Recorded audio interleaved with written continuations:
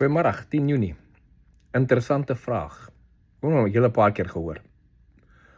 Hoekom gaan president Trump gee nie order en maak net eenvoudig Iran skoon nie?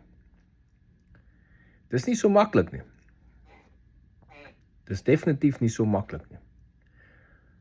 Wat beteken is, wat jy wil hê is, hy moet ingaan die hele IRGC uithaal, die mullahs uithaal, Iran skoonmaak en dan die populasie self in charge sit en regeer. Om dit te doen, gaan jy nog steeds massive airstrikes moet doen vir 'n week, maar dan gaan jy 'n paar 100,000 troepe op die grond moet sit. Hierdie troepe gaan van room tot room moet gaan en enige iemand wat even related is na die IRGC of so uithaal. Want soos ek in 'n vroeër berig vir julle gesê het, die IRGC se ouens, hulle kruip in diep gate weg. En die wat nie in die gate is nie, kruip dus in die populasie weg. So, om in te gaan om 'n regime te verander op daai sens, beteken jy moet almal van hulle gaan uithaal. Want daar is nie net 10 of 20 van hulle nie, daar's duisende van hulle. As die een mullah doodgemaak, Ayatollah gaan dood, sy seun word in charge. Hy gaan dood, die volgende een stap in lyn. So het ons in die begin van die oorlog 'n klomp van die eerste lyn leiers uitgehaal. Hulle is net opgevolg deur nog ouens. Daar's van hulle uitgehaal, opgevolg deur nog ouens.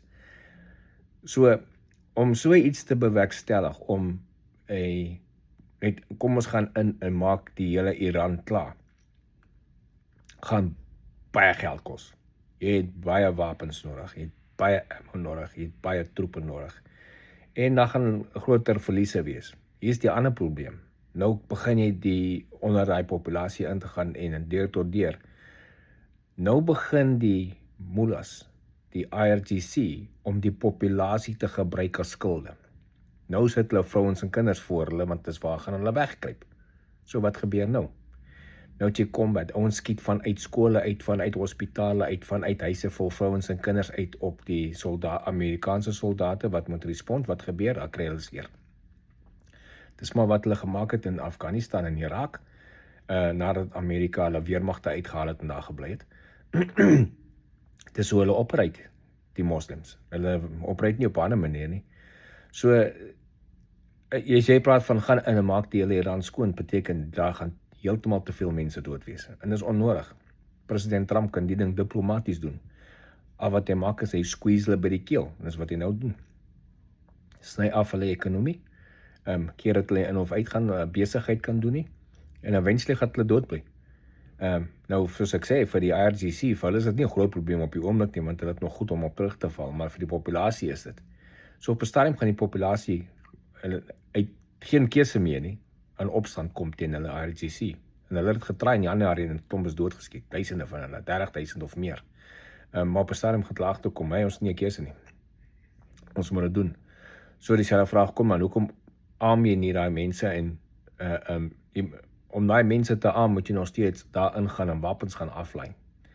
En ons het al gesien reg oor die wêreld waar die UN of iemand ingaan om kos of wapens of iets af te laai vir die populasie. Het word deur die rebelle gegryp, het word deur die regerings gegryp en nog steeds die mense onderdruk. So, dit klink maklik. Ja, gaan aan, jy het 'n groot weermag gaan. Dis baie, kyk, die weermag is capable om dit te doen, geen probleem nie. Maar teen wat se koste? Daar gaan heeltemal te veel mense dood wees, heeltemal te veel. So, dis definitief nie 'n opsie om te gebruik nie. So vir die wat nou nie daai stuk verstand van die oorlog nie, dis waaroor dit gaan. Dis al vir vandag, sien later.